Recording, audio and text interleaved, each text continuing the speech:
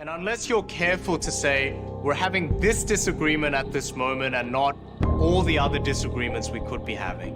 Esports is not doing well. As you guys can see, they are giving themselves 2 to 3 months to survive if they're not able to raise more capital. The way they're supposed to. So what's the prognosis for esports? Because I've thought for a long time that's the next big thing, and then all of a sudden it seems to be collapsing in on itself. Hello everyone, welcome to a new episode of POV or Point of View, a podcast always about esports. And today I have with me Drew Pescaro. I'll let him introduce himself. Drew, how are you doing? I'm doing great. I appreciate you having me on. For those of you who don't know, I work with Breaking Point, one of the main news coverage sources for Call of Duty and the Call of Duty League. And yeah, I mean, MW3 just released today, and looking forward to this new season that's coming up. Yeah, it's a good day to talk about Call of Duty. We'll talk about the Call of Duty League that is starting in December of this year. We'll talk about the changes in the rosters. So we'll talk about the last champion, New York Subliners. What are your thoughts about the change they made? Minus Priesta and plus Sib. Personally, I think it's a good opportunity for them. I like when the teams, even winning, when they have that opportunity in the market and see that it's a good deal for them, they'll go for it. I think it's always a risk for the teams when you win, even doing changes, winning. But I think Sib performed insanely with Surge alongside the Pred, and I think he deserved that chance to play in a better team. What are your thoughts on this change? Yeah, so obviously, I mean, it was one of the more high-profile changes because outside of situations where we've gone from 4v4 to 5v5 or 5v5 to 4v4 where like a team change was forced, we haven't seen it where a team that coming off of winning champs decides to go and make a team change leading into the next season. Typically, a team will ride it out and go into that next year with the same squad and hope to replicate those results. So this was a very interesting situation for sure.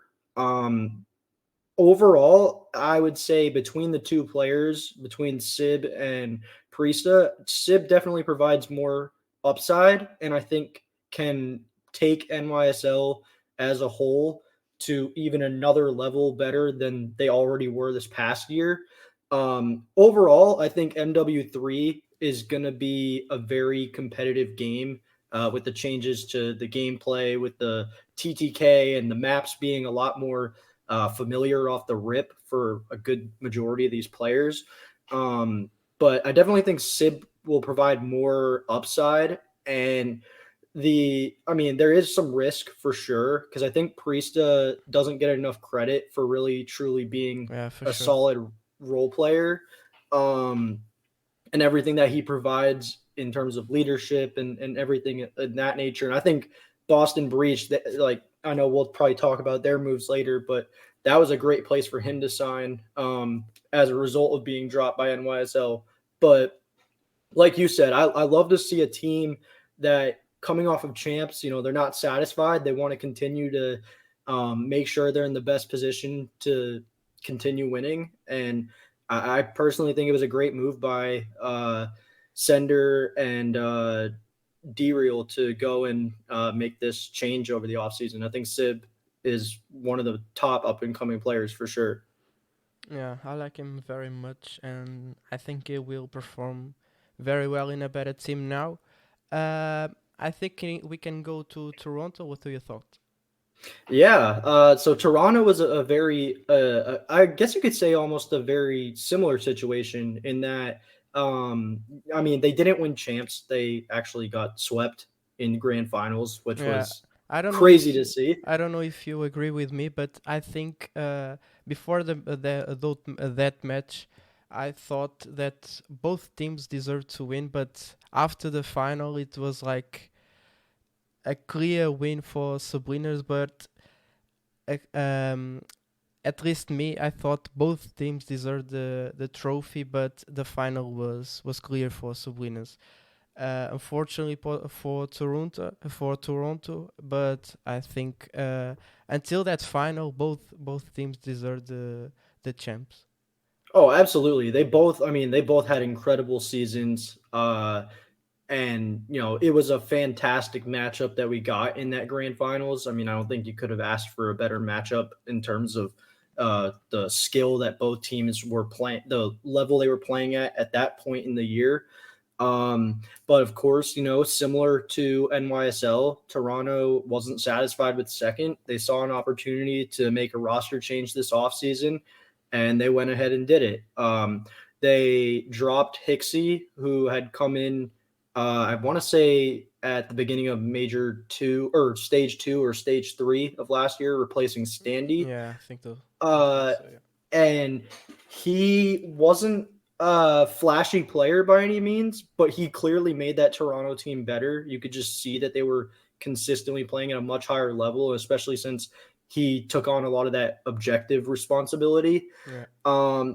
But they saw the opportunity to go get a guy in Envoy who has championship experience with LAT, has played alongside some of the best players in Call of Duty history, Scump and Formal and Octane, and a guy that I think makes them a better team. And it might not show instantly. There might be a little bit of growing pains with the Envoy and Kleenex needing to feel each other out in terms of how they're going to play alongside one another. But overall, I think it was a move that really keeps that Toronto team competitive and more than likely in the championship picture at every single major. Right, I think R.E.C got a match very low in the grand final, and I think that impact directly in the move for Toronto. I don't know if you agree with me, but I think R.E.C was extremely low in that match that Subliners got to win in the grand final. Yeah, I think for R.E.C, it's tough because I completely agree with the concept or the idea that kill death ratio doesn't mean everything for a Yeah, player. for Like sure. having a high KD alone doesn't mean you're a better player than someone else.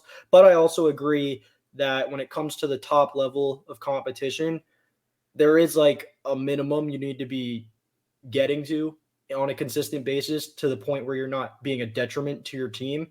And, he would have some games where he's dropping like a 0.6, 0.7.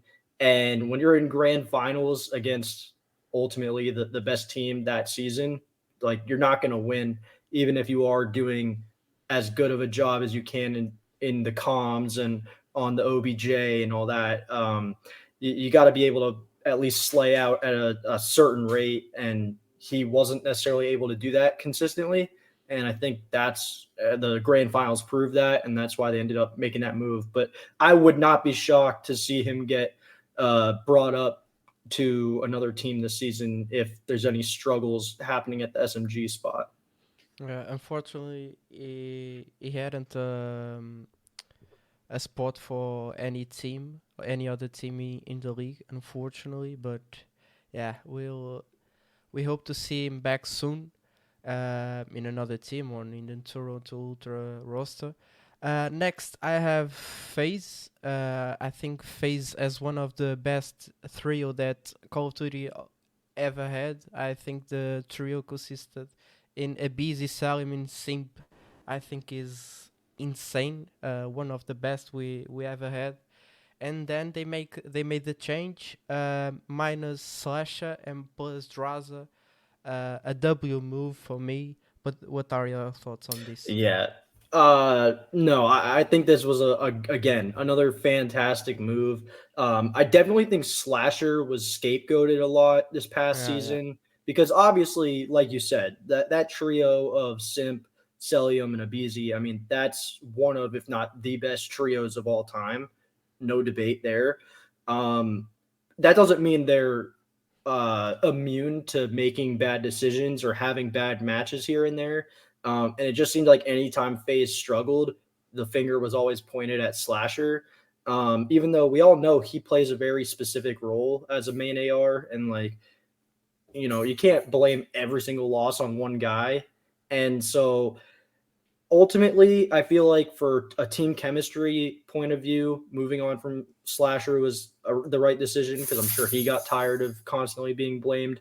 And bringing in Draza, I mean, again, this is another player that just offers a lot of upside and a lot of energy. He really has taken on that like villain role in a sense with the fans.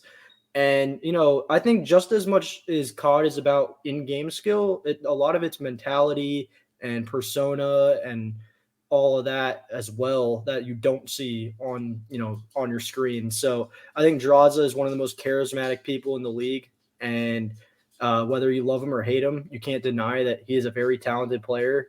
And I think this was a great move, and it's hard to argue against FaZe being considered that number one team going into this season, at least on paper. Yeah, I don't know if you agree with me, but with Draza joining, I think FaZe is not anymore a team like 3 players plus 1, and it's more like 4 players again. I don't know if you Absolutely understand, my point. No, I know exactly what you're saying, and it's kind of like back to that feeling of how they were in Cold War, where it was 4 guys all playing at an elite level.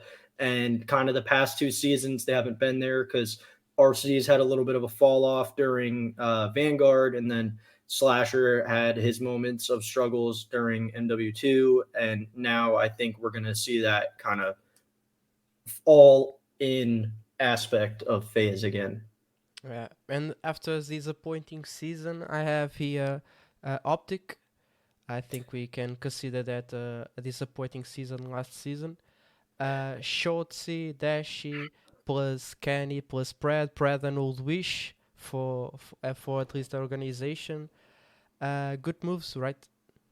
Yeah, I mean, you can't deny. I mean, they've been wanting Pred since this time last year, essentially. They had a deal signed and ready to go through, and then it ended up either getting rescinded or falling out, or I don't know what happened, but he ended up staying with Seattle for the rest of the year, which I'm sure mentally checked him after thinking he was going to get traded to Optic.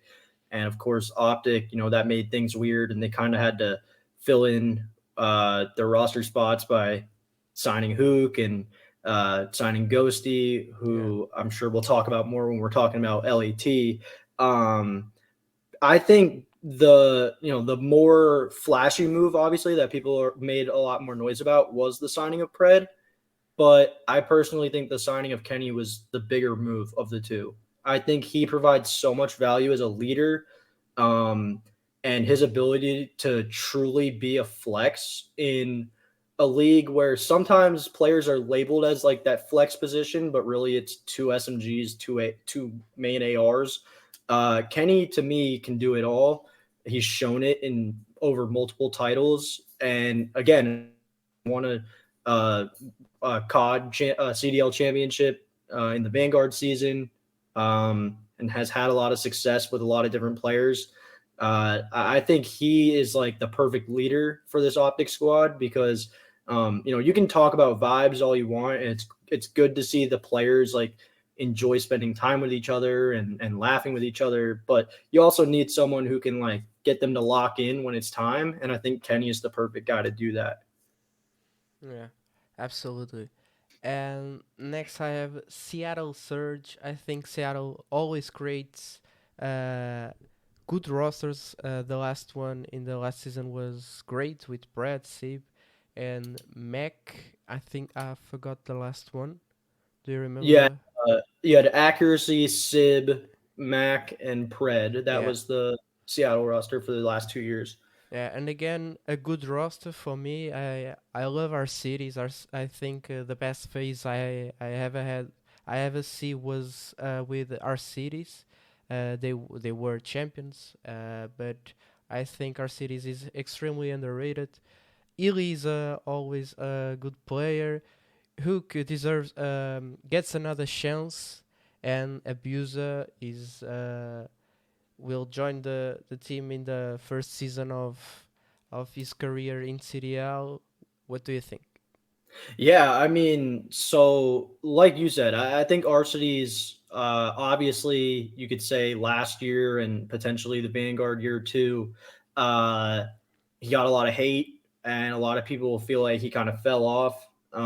But people don't understand how talented of a player he is, and that whole LAG situation that he was in with that team. I mean, it would have been hard to maintain any sort of composure through all of that, where the team like basically just blew up around you, and you're still competing, but like everyone within the organization is getting fired or dropped or whatever you want to call it. The financials were not in a good spot, and it was just a lot of noise uh, and distractions. And I think him going to this Seattle roster and teaming up with Illy, who we all know, he puts in the work to be a good player and to be a knowledgeable player. And Hook, I think we really saw a resurgence of him this past year when he was playing on Optic. And I think playing alongside Illy and Arcides is going to look really good. And obviously, the biggest question mark will be Abuza, as he will be a rookie this year in the CDL. He was fantastic in Challengers last season. I would say undoubtedly or undebatably the best Challengers player last year. I think it's going to be interesting to see how he handles the SMG role, because I want to say he was on the AR last year. Yeah. But overall, I think that Seattle roster, kind of similar to some of these other ones that I'm sure we'll talk about as well. Like, it doesn't necessarily stand out as like a top 3, top 4 team, but I definitely could see them being consistent and at least giving those top teams a hard time anytime they go up against each other, because it's a lot of veterans, and then you've got a flashy rookie that's a part of that team as well. Yeah. Next, I have LA Thieves, Afro, Cami, Ghosty, Joe DeCease. I think this is a roster that is a lot younger than the last one, and I think 100 Thieves as an organization had to cut some costs in the organization. They are through a tough period for them, financially talking. But I think they made a good roster. Ghosty, I think he did well with Optic last season, and I like Joe Deceives too. So yeah, I think that this is great. Yeah, I mean, again, not every single team is gonna be able to put together a roster with the that looks like phase on paper or anything like that. And a lot of people, have their doubts about LA Thieves just because, I mean, it's essentially a rebuild from the last 2 years where one of those they won champs. But talking about their roster and like their players, like you said, Ghosty was phenomenal with Optic. I think he came into a really tough spot of being on the team with the biggest spotlight at all times as a rookie. And I mean, not only that, he had to take on the IGL responsibilities as a rookie, which isn't easy to do, because trying to get veteran players to listen to you if things aren't going so well isn't going to be the easiest thing to do. But I think he handled it really well. He earned the respect of a lot of people in the Call of Duty community, and I think he's a great piece to build around. And Joe Deceives, I think, also is another young player who was in his first season last year and definitely had moments where he shined. Again, it's hard to judge him completely as a player because that LAG roster just really wasn't that good. And then you look at the duo of Cammy and Afro, who both came over from the Minnesota Rocker. They both haven't looked like their best selves over the past year or so.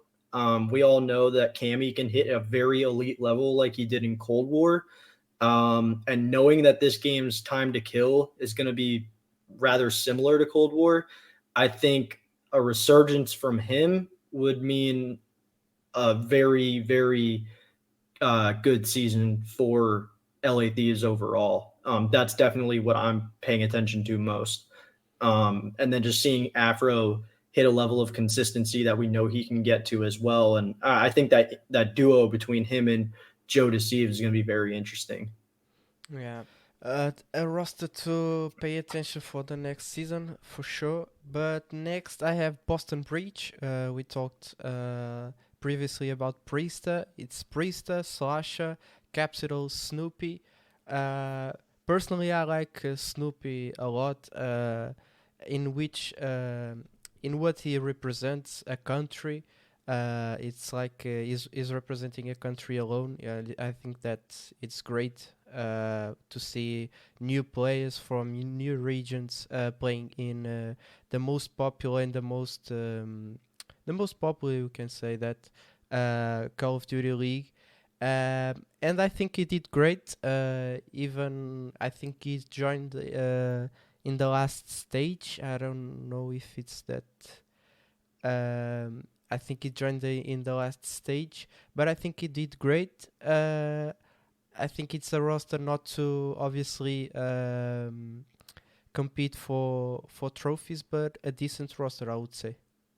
Yeah, I mean, I definitely Boston Breach. Honestly, I think they put together one of my favorite teams this offseason, which might be, I guess, a hot take, because I thought the combination that they put together of young, but talented players and combining them with experienced veterans that know what it takes to win and know what it takes to be successful, not just as individuals but as a team. I think they did a tremendous job. And Snoopy, in my eyes, he's still a rookie because he didn't play in a single regular season match last year. He only played at COD Champs, Okay. which was a very interesting scenario. I don't think we've really ever seen a roster change like that before, or at least not one that I can think of. And then obviously they go and they bring Capstone back, who was a rookie for them in Vanguard. Ultimately, they ended up benching him, I want to say, around Major 3 or Stage 4, somewhere around there. And then he last year, he started out in Challengers. He had to fill in for a little bit with LAT because Kenny got sick, and then he ended up signing with Mutineers for the rest of the year. And I think we saw flashes of what Capsule can bring, and I think it was a great idea for Boston to run it back and give him another chance, especially since I think that him and Snoopy as a SMG duo can do a lot of work together. And again, they're going to learn so much as players, even if, like you said, even if they don't end up competing for trophies this season, that experience that those two guys are going to get playing alongside Slasher and Priesta is going to be invaluable. And they're really going to grow as players. And I personally think that if they are able to click and able to play a system that works for all of them, I think they potentially could be playing for trophies at least some of the events throughout this year. Yeah, that's a good point. That's a very good mix of experience and new blood, and I think that's really good. Next, I have Minnesota Rocker, Accuracy, Lins over Keenan, and Vivid. I saw some matches of Lins in Challengers. I saw very good things about him. What are your thoughts on this team? I don't have much to say about him. What do you think? Yeah. So Lins, I believe, was playing alongside Buza in Challengers Yeah. last year for that Yeah. Awoba Bobs, I think Yeah. I pronounced that correctly, squad. And they both were very talented and were both towards the top of Challengers talent throughout the entire season. The Minnesota squad's definitely interesting. I think that Accuracy and Awakening as an AR duo is either going to go really great or really horrible, and we're going to find out really fast because we all know that accuracy is a very slow, methodical AR player, and Awakening, at times this past year was being accused of like literally just playing for kills and not even really like playing to win. And I'm not trying to say I'm buying into those, accusations or anything like that, but they were brought up. So clearly people were at least thinking it based on his gameplay. So that's obviously two very different styles of AR player playing alongside one another. And then I mean, remind me, it's Linz and who's the other SMG? I don't know why I'm blanking on that. Vivid. Vivid, that's right. Vivid, it's nothing against him individually as a player, but obviously like he's bounced around a lot of different teams over the past 2 or 3 years, and hasn't, I guess, been able to find a good fit as a SMG duo alongside another player yet. I think if we see that with Linz, like if they have really good chemistry, that'll be a big key for whether Minnesota's going to be competitive or if they'll just kind of be a bottom 4 team this year. Yeah. Next, I have Miami Heretics, consisting in Eric Boom, Lucky, Metal Z, and Vico, full Spanish roster. I think that is great to see a Spanish roster in the league. I'm from Portugal, and Spain is our neighborhood country. So it's great to see Spain in the league. Even they are a traditional country in Call of Duty here in Europe, so it's great to see them joining the league and having a full Spanish roster. I think people will have to pay attention to Eric Boom and Metal Z. I talked with some people about this roster, and they talked very good things about this duo. So I don't know if you actually know much about this roster. Vico played the last season with the Mutineers, but yeah. Yeah, I mean, I'm not gonna lie. I don't know probably as much about this roster as a whole as I do about maybe some of the other rosters. But what I will say is, like you said, I love that they went all in on a Spanish team, and of course, like that conjoining of Heretics and Mutineers to now give us the Miami team rather than the Florida team that we had seen in the previous CDL years. It's great to see Heretics back in the competitive Call of Duty scene because, like a lot of rosters, we haven't seen, or a lot of organizations, we haven't seen them since Call of Duty shifted from the CWL to the CDL. It's great to have them back. And, it's one of those things where I think Heretics is going to be a great test for how do I put it? Can chemistry outweigh pure talent throughout a season? Because I definitely think, like, if you look at their roster of 4, do they have the most talented guy at each, SMG and AR and flex? Like, do they have the most talented guy at each position based on who else was out there as a free agent? Maybe not. But that these guys are going to have excellent chemistry together. Yeah, for sure. They're going to love playing with one another because they're not just playing for themselves or even for the Miami organization. Like you said, they're representing a country, a region. Yeah. It's going to be very interesting, and I think a lot of people are going to get on board with that squad and be fans of that team. And I think on any given match, if their chemistry is in sync and they all have a good understanding of how to play alongside one another, I think they could do great things. Yeah, and the last official roster that we that we have is Carolina Royal Ravens with Clayster, I think, leading the team with God, Yep. R.E.C, Real, and G-Win. I think that's how it's pronounced. God, R.E.C, and G-Win were from Omit that won the last challengers. Yep. A new opportunity for these guys. A new, no, I think it's the first opportunity for these guys. I like when you are giving the chance for new guys to show they gameplay. What are your thoughts on this Carolina's roster? Yeah, so I'm gonna try not to be too biased here. I live in North Carolina, so honestly, I'm first and foremost, I'm thrilled to finally have a local team to be a fan of. But outside of that, just looking at the roster, I think they went a very similar team building route as Boston Breach in a sense. Because if you look at the AR duo, yes, GodRx hasn't been playing in the CDL since MW 2019, which I think was the inaugural year when he was playing on Rocker.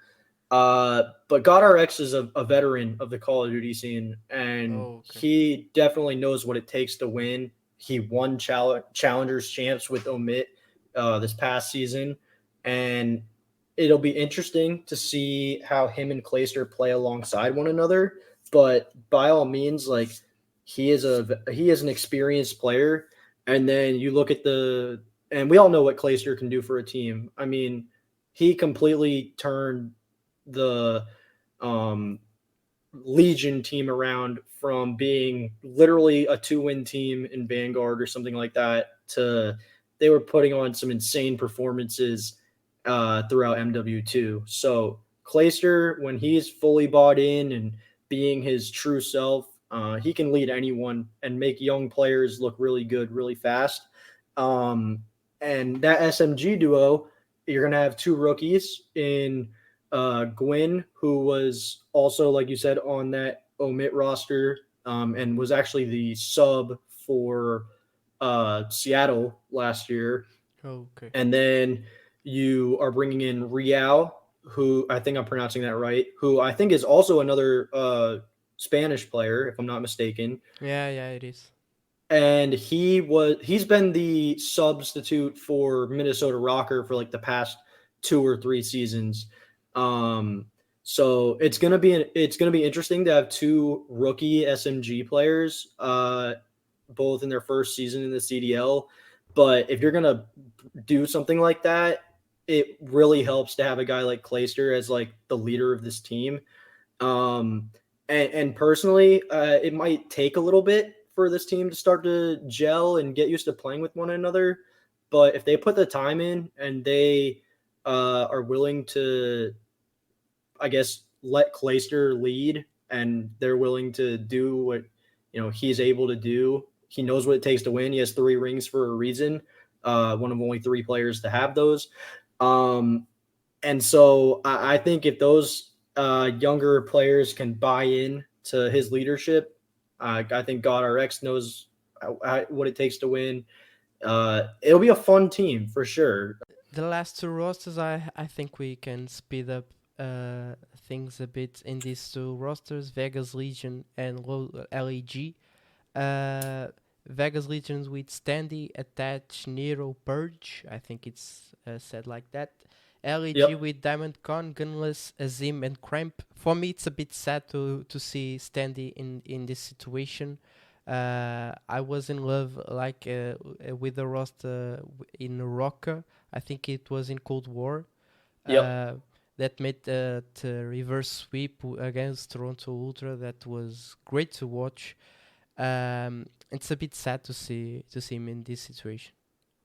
Yeah, it's definitely. I mean, these 2 rosters, like you said, they're not official yet, but I think they're unofficially official. Yeah. Like I don't see any major changes happening to either of them. And it's pretty clear that these 2 teams, there wasn't a whole lot of thought going into like the strategy of building these rosters, more so just picking up who was available. towards the end of roster mania because every other team has already announced their roster.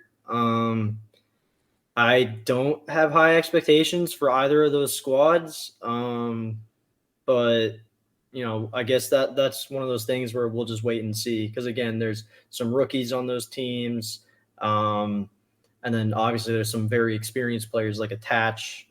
So we'll see what happens. Yeah. I have to give the credits for those rumors. The Vegas Legion roster was reported by Jacob Hale, and the LEG roster was reported by The Rotation. So yeah, I'll give those credits.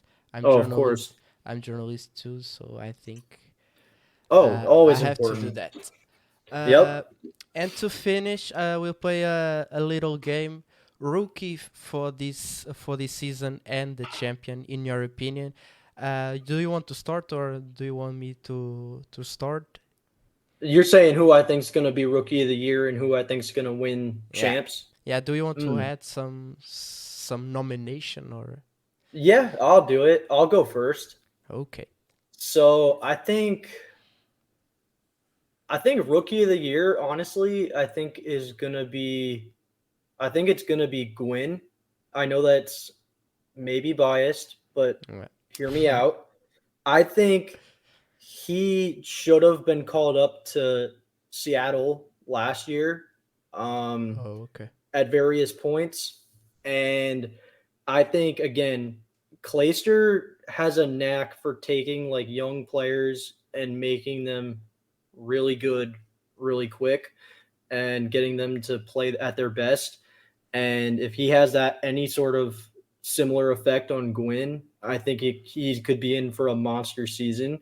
Not that he and that team would play better than all the other teams that have a rookie on them, but I think him individually as a player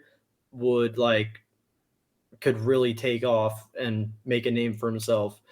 And then, do you want me to give my champs pick as well, or do you want to give your rookie? And I'll go give with the rookie one.